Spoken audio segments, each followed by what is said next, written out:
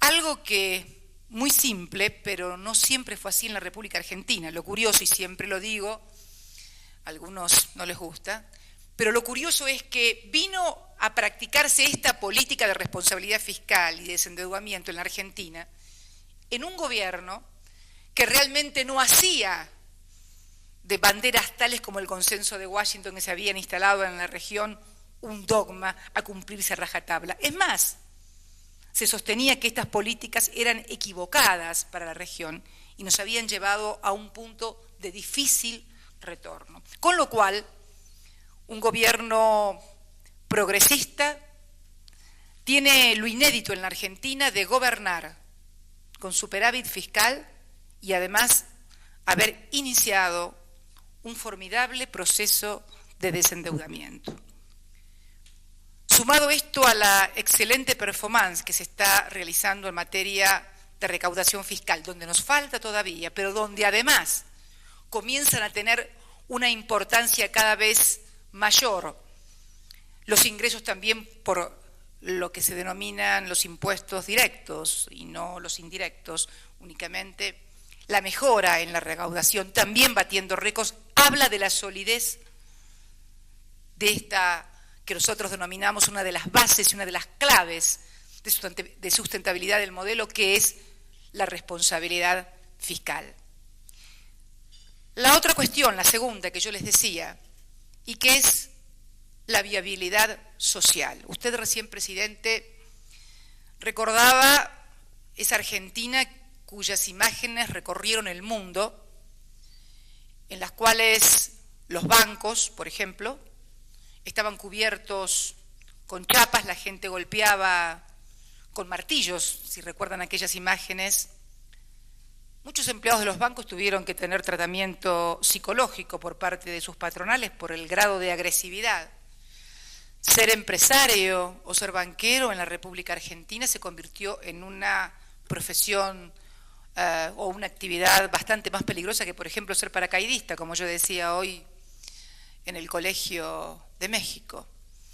Con lo cual, en un momento dado, cuando se produce la crisis que hizo estallar prácticamente el país por los aires, Argentina era inviable socialmente.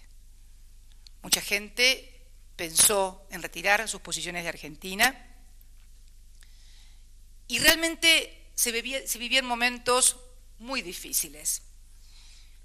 La sustentabilidad social es entonces fundamentalmente superar una tensión que siempre existió, inclusive en otras épocas, entre un modelo exportador y una sociedad que pudiera desarrollarse a través del consumo interno. Durante la época del consenso de Washington se decía, bueno, que en definitiva la política era la del ajuste y que había que reducir el consumo porque había que ajustar. Era una lógica curiosa, sobre todo viniendo por quienes se presentan como defensores de un capitalismo a ultranza. Y digo esto porque en definitiva el capitalismo debe caracterizarse por algo que lo hace distinto a todos los otros sistemas y que es lo que ha permitido que triunfe sobre otros sistemas y que es el consumo. Hoy yo lo decía en el Colegio de México por la mañana, la caída del muro de Berlín, señoras y señores, no se debe a una superioridad moral del capitalismo, es algo mucho más simple.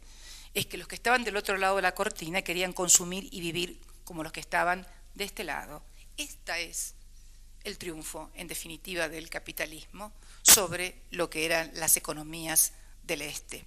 Plantear entonces a la reducción permanente del consumo como un modo de crecimiento y de bienestar y prosperidad resulta una incongruencia de orden práctico y de orden ideológico, inclusive si uno se sitúa en el ámbito del capitalismo. Darle entonces sustentabilidad social a este modelo implicaba en un primer momento quebrar esta lógica, la lógica del ajuste permanente como único método de crecimiento y de que en algún momento iba a derramar el vaso. La teoría del derrame, en definitiva, se manifestó, por lo menos en la República Argentina, absolutamente inviable. Yo siempre digo que casi más que el derrame hubo desparrame de gente, ¿no? Derrapar una economía. Y la otra tensión que siempre hubo tal vez con otros modelos que apuntaron a un sesgo desarrollista tal vez, fue la tensión entre exportación y consumo interno. Como si un modelo donde se privilegiara también el consumo interno como una de las variables del crecimiento y de la actividad económica fuera incompatible con un modelo exportador.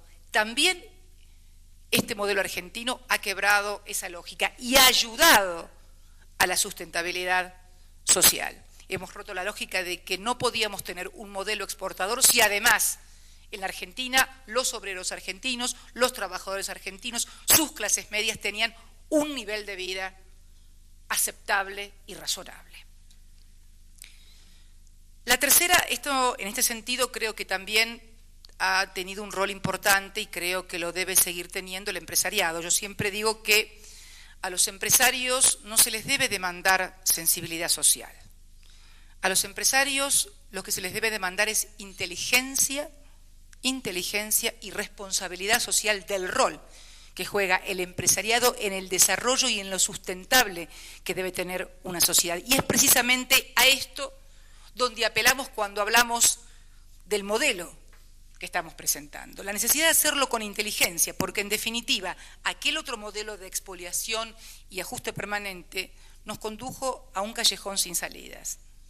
Lo decía muchas veces cuando iba a exponer a las universidades americanas, o tal vez cuando lo hice también en el Consejo de las Américas, y muchos inversionistas de Wall Street se tomaban de los pelos por la propuesta de la Argentina en cuanto al pago del 25% de sus bonos de deuda externa. Y yo les decía, pero hoy es un excelente negocio.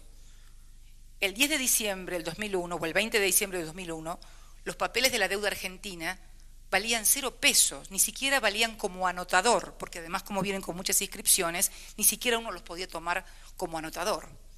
Ofrecer, como se hizo en la negociación soberana, el 25%, que dicho sea de paso, hubo mucha desconfianza en nuestro propio país en cuanto a la viabilidad de esta propuesta, pero que finalmente culminó con éxito, no era aprovecharse de quienes habían creído en la Argentina, porque en definitiva, ningún inversor en el mundo puede creer que ha sido defraudado por un país que ofrecía tasas del 20% anual, cuando en todo el mundo las tasas estaban al orden del 2%. Otra de las características, vaya para todos los capitalistas del mundo, del capitalismo, es asumir el riesgo. Uno sabe que si todos los bancos le dan el 2% y el banco de la esquina de su casa le ofrece el 15%, y usted porque desea ganar más lo pone al 15%, tiene que contemplar la posibilidad de que no le devuelvan la plata, o por lo menos una parte considerable de su capital. Riesgo es también una de las características claves del empresario capitalista. Entonces lo que sosteníamos nosotros, que por cierto no fuimos el gobierno del default, sino el que tuvo que hacerse cargo del default, fue que en definitiva el riesgo fuera asumido por ambas partes. Y que entonces la Argentina iba a pagar en las medidas de sus posibilidades, porque además, si no, ni siquiera el 25%, es evidente, tal cual lo sostuvo el presidente Kirchner en ocasión de varios mensajes, uno ante Naciones Unidas, no se conoce de ningún muerto que haya pagado las deudas. Y en realidad lo que estábamos sosteniendo era la necesidad de reavivar y revitalizar la economía argentina para abordar nuestros compromisos en la medida de las posibilidades. Y esto es lo que está haciendo hoy la República Argentina.